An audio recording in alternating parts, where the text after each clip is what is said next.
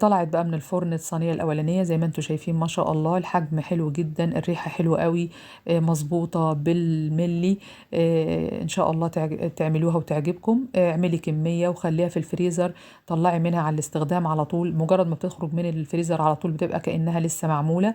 هتريحك طول الاسبوع لللانش بوكس بتاع الولاد في البيت مع الشاي بالحليب، سناكس في اليوم كده، بتبقى ظريفه برضو كمان. الحجم بتاعها معقول جدا. تعالوا نفتح واحده كده ونشوفها من جواها عامله ايه.